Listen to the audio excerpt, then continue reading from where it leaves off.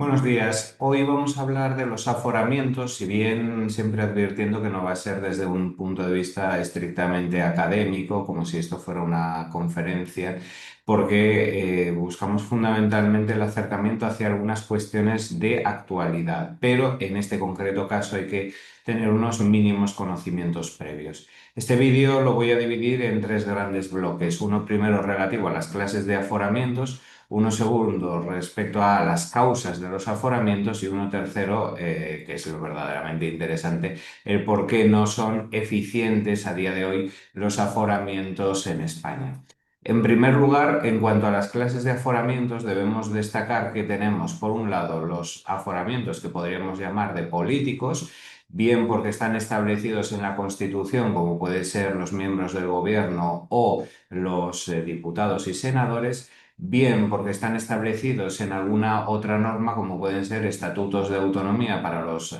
parlamentarios autonómicos o incluso por la Ley Orgánica del Poder Judicial para los jueces, magistrados y fiscales por actos relativos al ejercicio de su cargo.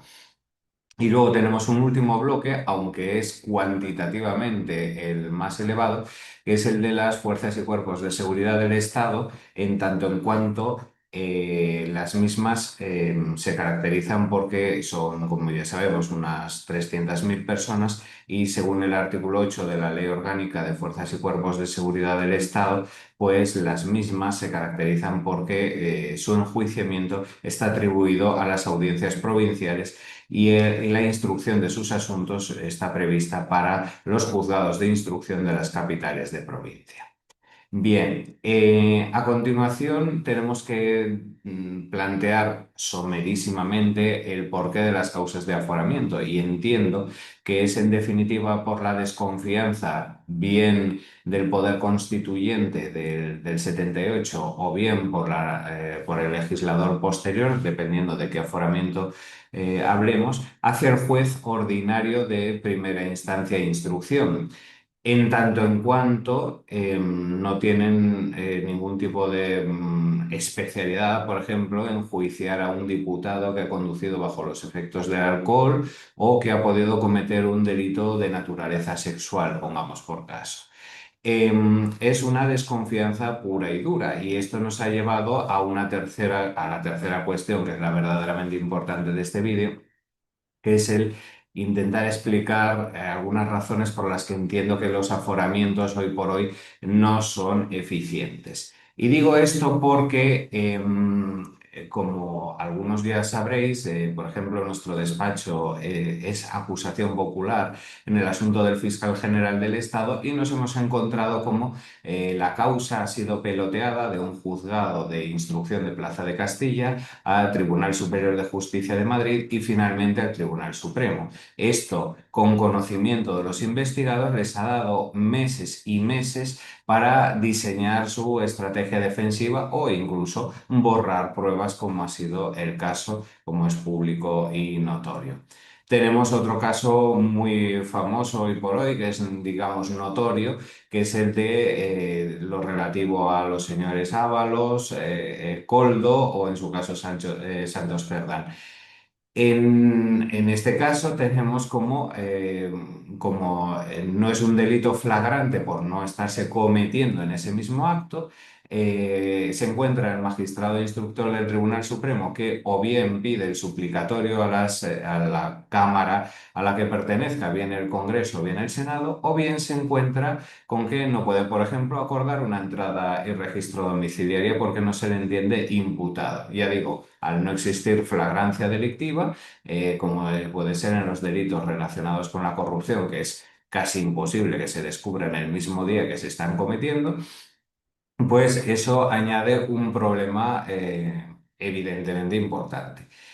Tenemos también la falta de especialización de los órganos en instruir, porque por un lado, claro, podemos estar pensando en el Tribunal Supremo, pero existen también los Tribunales Superiores de Justicia, que serían los instructores y en su caso enjuiciadores de los parlamentarios autonómicos y jueces y magistrados y fiscales de su circunscripción, que tampoco es que sean órganos especializados en los que tenemos magistrados para empezar, designados por el Parlamento autonómico correspondiente y que puede que ni siquiera sean penalistas. Se da la circunstancia de que podemos tener perfectamente a señores decidiendo recursos frente a resoluciones de instancias anteriores, especialísimamente audiencias provinciales, con una menor antigüedad que los que han dictado las sentencias de la primera instancia. O, como puede ser el caso, presidente de la Sala de lo Civil y Penal, que ha podido ser, como ha pasado, por ejemplo, en Galicia recientemente, que era un magistrado de lo contencioso que llevaba como 20 años haciendo solo contencioso administrativo y por disposición de ley, si te hacen presidente, tienes que integrarte automáticamente en la Sala de lo Civil y Penal. Esto es que no tiene ninguna lógica. Esa supuesta especialización no es tal. Por otro lado, los magistrados del Tribunal Supremo, al menos su función fundamental es la denominada nomofiláctica, es decir, que a través de los recursos de casación determinen si se confirma o no la resolución, bien de las audiencias provinciales, tribunales superiores de justicia o las que procedan de la Audiencia Nacional. Ahora mismo, en un momento en el que hay unos más o menos 2 años de pendencia para los recursos de casación, estamos diseminando entre varias causas que hay ahora abiertas, las dos citadas de Fiscal General del Estado y las relativas al PSOE, pero luego tenemos alguna más, como las del eurodiputado Alvise, etcétera, hay más. Pues estamos empezando a utilizar al Tribunal Supremo como un órgano generalista de instrucción, cuando en muchos casos, o en su caso fue, por ejemplo, todo lo relativo al procés, pues tenemos magistrados que realmente llevaban años y años y años sin instruir ningún tipo de causa penal, porque ya procedían de órganos de enjuiciamiento. Pues bien, como digo, esta es una situación que yo creo que las Cortes Generales tendrían que plantearse muy seriamente a revertir, pero existe el problema de que algunos de esos aforamientos están expresamente previstos en la Constitución, que les es obviamente muy interesante a los diputados y senadores por muchísimas razones que ya nos podemos imaginar, por lo dicho en este vídeo. Además, y voy a concluir, hay una cuestión muy especial y es el artículo 7 de la ley de 1912, agarrémonos, ley de 1912, que es la de los suplicatorios. Ese artículo 7 lo que establece es que en el caso de que sea denegado el suplicatorio, se entiende que se debe proceder a dictar auto de sobreseimiento libre, ni siquiera provisional, libre, es decir, el hecho no constituye delito. Esto a mí me parece una absoluta aberración y absolutamente contrario al derecho constitucional, por otro lado, a la tutela judicial efectiva. Imaginémonos, y ya empieza a no ser tan imaginación, que en el Palacio de la Moncloa o en su caso en el Congreso o en el Senado, pues tienen, por ejemplo, la prueba de un delito, pues un cuerpo de una persona a la que se ha asesinado y el Parlamento directamente por la mayoría absoluta o en su caso mayorías consolidadas por los pactos electorales, te deniegan el suplicatorio o en su caso lo que prevén incluso los reglamentos del Congreso y del Senado, que por no haberse dado favorablemente, es decir, por el mero silencio